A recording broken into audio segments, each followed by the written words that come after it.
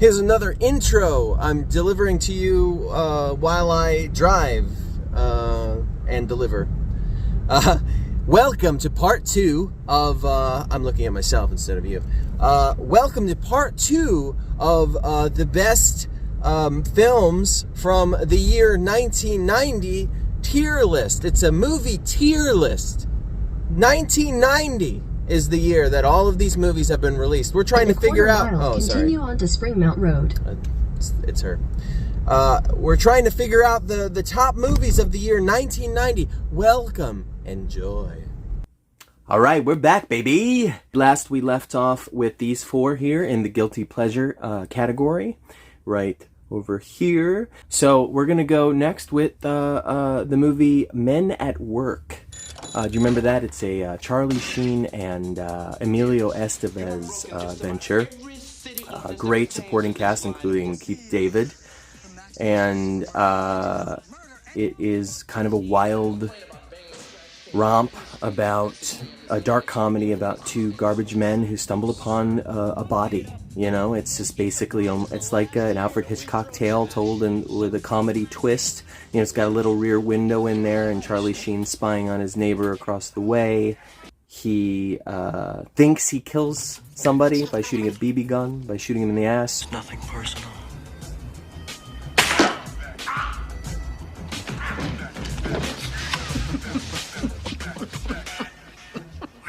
But it winds up that he is mistaken. When he stumbles upon the guy's body, he thinks, oh no, it was me. I can't believe it. I just shot him with a BB gun in the ass. How did he die from that? And what he doesn't realize is when after he shot him in the ass and ducked behind the couch, somebody actually came in and killed him, and he didn't see that part. So he finds the body in a barrel and assumes it was him. So they have to figure out a way to dispose of the body so that they're not caught by the police. And it takes place over the course of a night, basically, most of the movie, and them trying to dispose of a body, and they run into various characters, kind of a handler from the war, a little couple screws loose, played by Keith David, a pizza guy who delivers a pizza that they take as a hostage. Large pepperoni, extra cheese. Yes, indeed. That's us. How much? $8. How much? $8. 1, 2, 3, 4. What's going on here? Mind your own business, son. Okay. Thank you, sir. You've seen too much. Louis,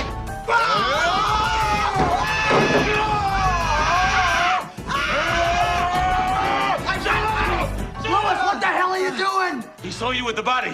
He can start all kinds of trouble. So you kidnapped him? Good solution! Here, take the money. I won't say anything to anybody. You bet you won't. What the hell?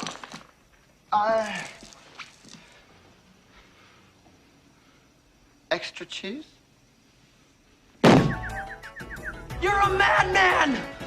He was provoking me. This situation has definitely gotten way out of hand. The neighbor woman from across the way that Charlie Sheen has a crush on winds up getting into the mix.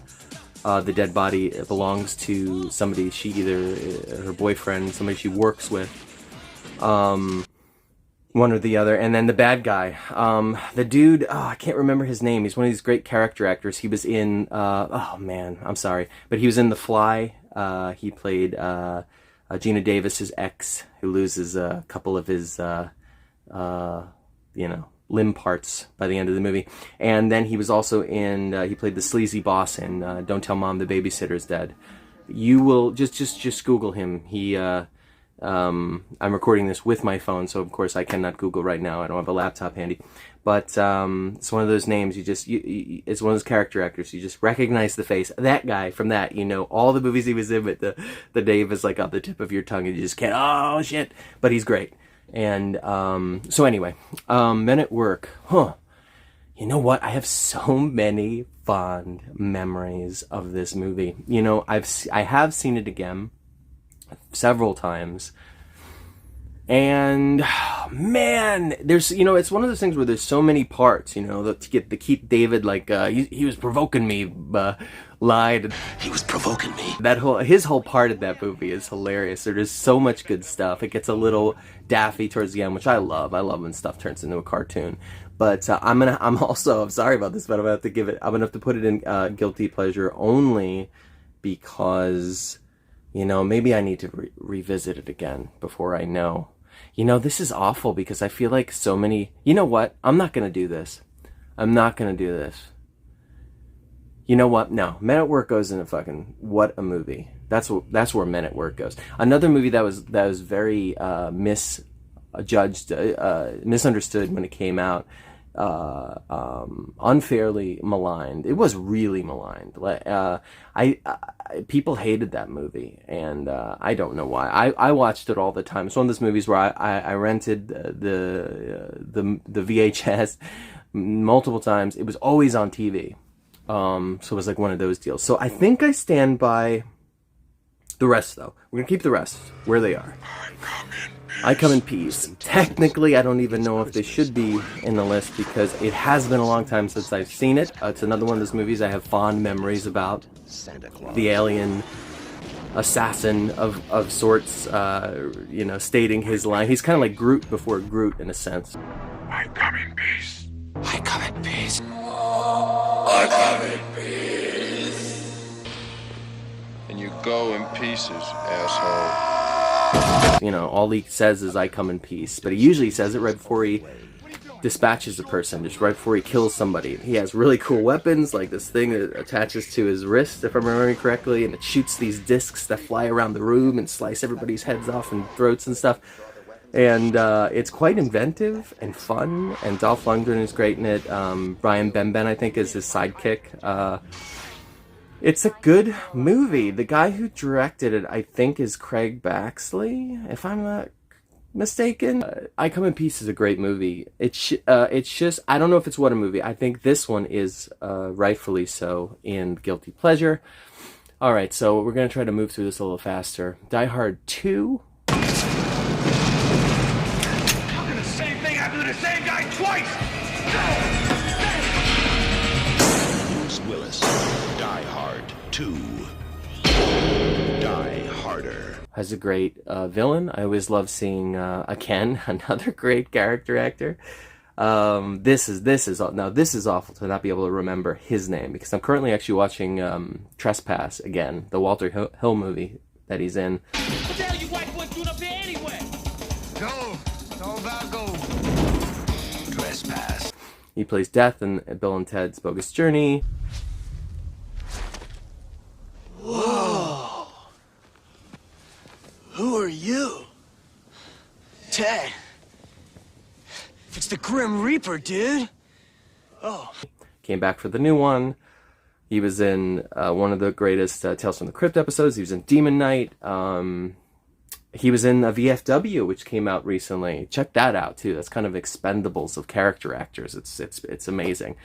Oh, his name. I can't do this. This is like awful. Hold on a second.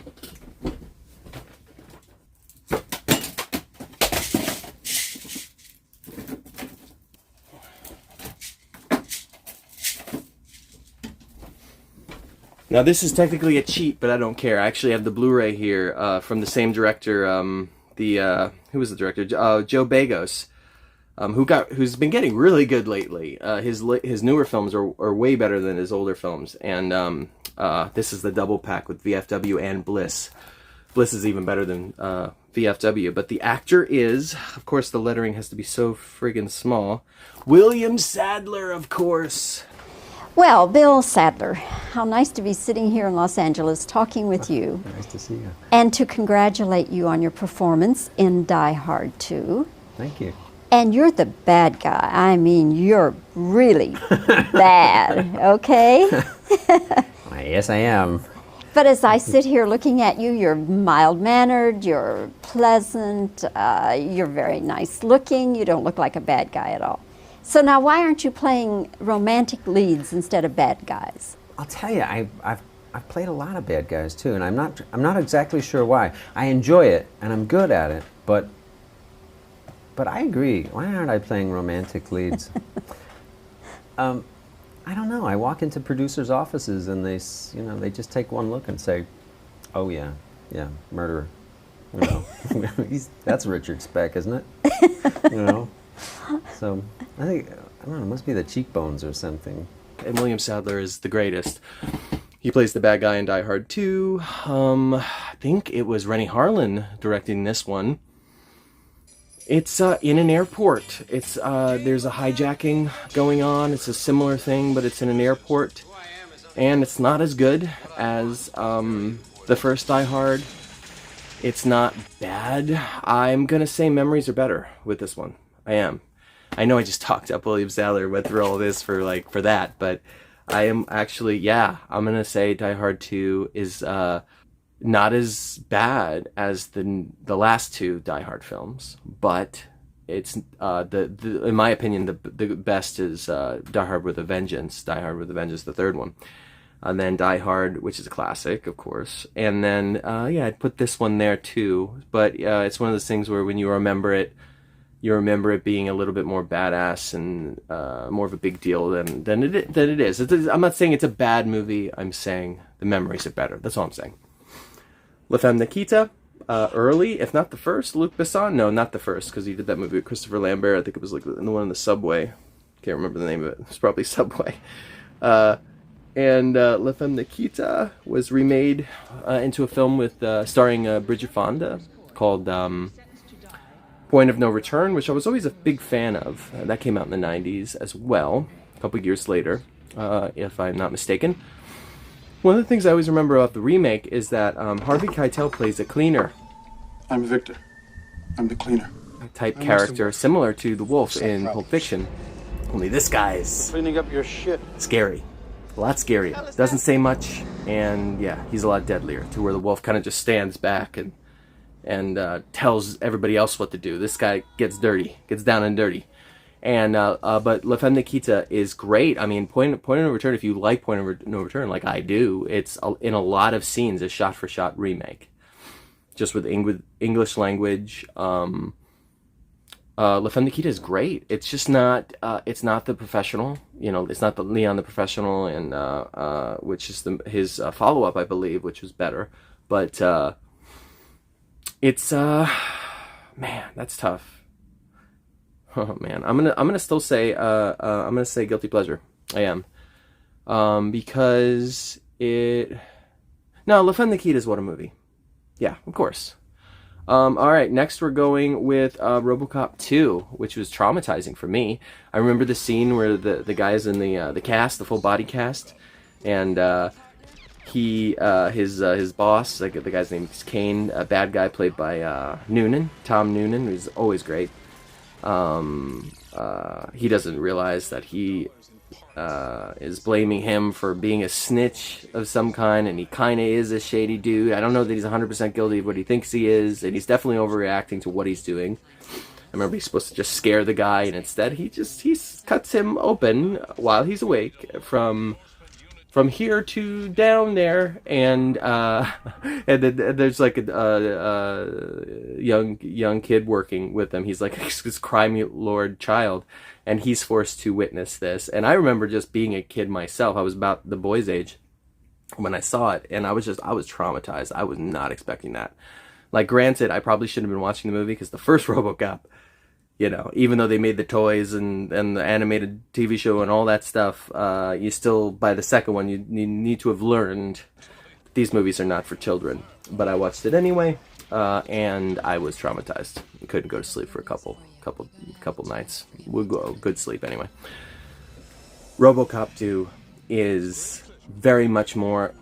It's heightened. It's more of a comic book movie. It's more violent. It's more everything. It's everything that a sequel needs to be. I love sequels, especially when they're done right, especially when they lean into the fact that they're a sequel.